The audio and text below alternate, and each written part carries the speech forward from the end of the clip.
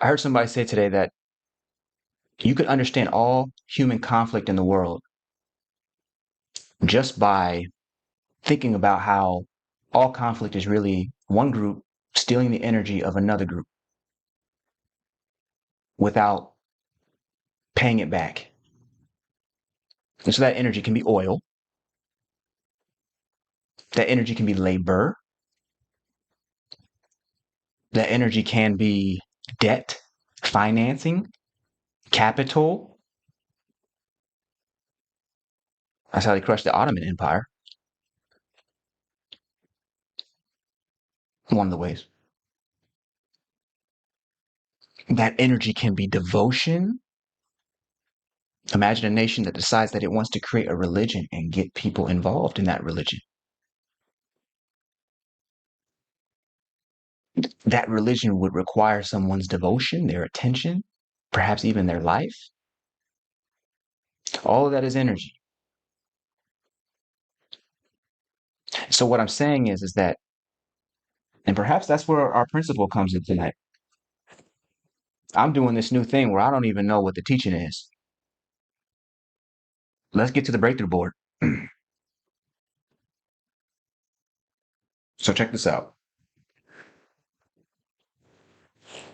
We got the breakthrough board because it's looking like there is a principle in here and it has to do with energy. I like teaching in principles.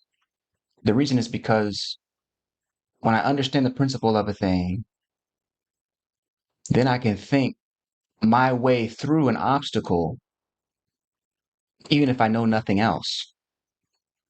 So I like teaching from principle. Generally speaking, I have the principles kind of mapped out before I come on live. Tonight, I don't. And so I'm sensing that there's a principle here, a principle about energy.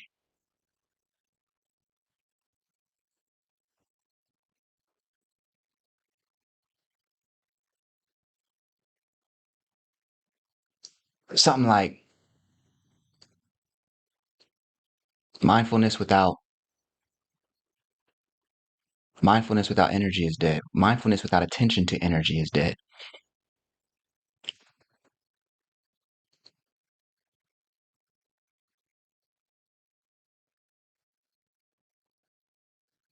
Because I keep going back to this notion of theft. That the major conflicts, including the ones that are happening right now as we speak, as the airing of this show, this live broadcast, where people are seriously considering that there might be another world war on the horizon. I don't say that to bring any sort of fear to you, only to mention that in order for that to be the case, there would have to be people who feel like energy has been stolen from them or is about to be stolen.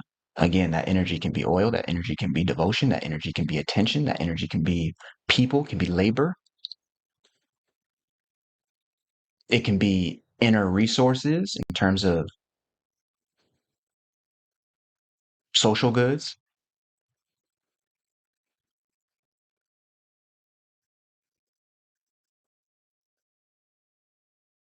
And so if we got the sort of mindfulness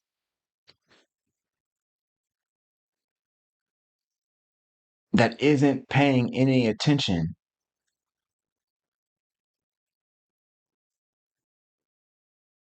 to divine frequency,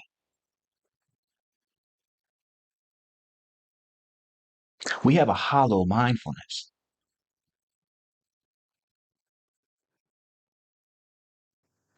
Let's get to the principle.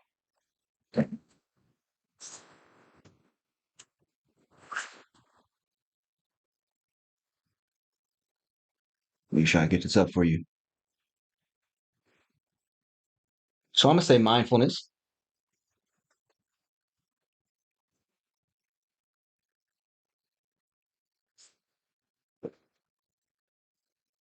I'm going to say mindfulness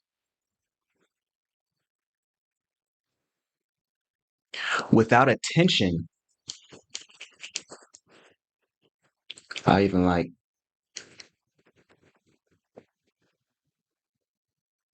mm, mm. Mm. It's an I. All right. Now it's an I. Without attention to divine frequency,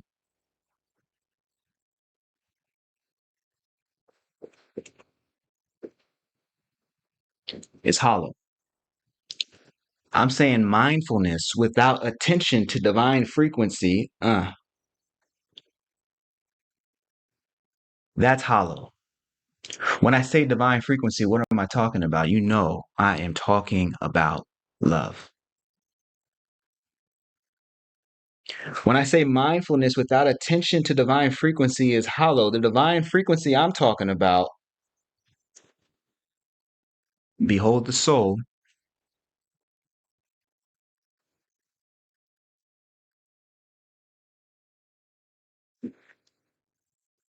behold the soul and know that it is love.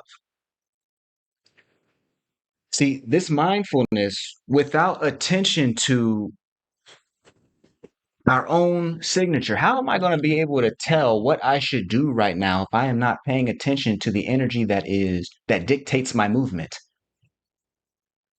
Right? Like on a base level, if you don't understand nothing about what I'm talking about, you understand that if you have an itch on your neck, the very movement, the very feeling that you get on your cheek makes you determines the behavior, introduces the possibility that, you know what, let me go ahead and scratch that. I got a little itch on my neck. Let me go ahead and, you know, that the human process, the human life process is a constant interchange of energy. We're constantly paying attention to energy. And so what I'm saying is pay attention not to the fragmented energy, the energy of anger, the energy of anxiety, the energy of fear, because all of those lesser energies, anger, fear, anxiety, those are always about a person. Those are always about an individual. We're paying attention instead to an energy field that is wholeness itself. I define love as the end of the sense of separation. It is the end of separation itself, which means that it is oneness, which is why I draw it as a circle. No beginning, no end. Eternal. Love is oneness.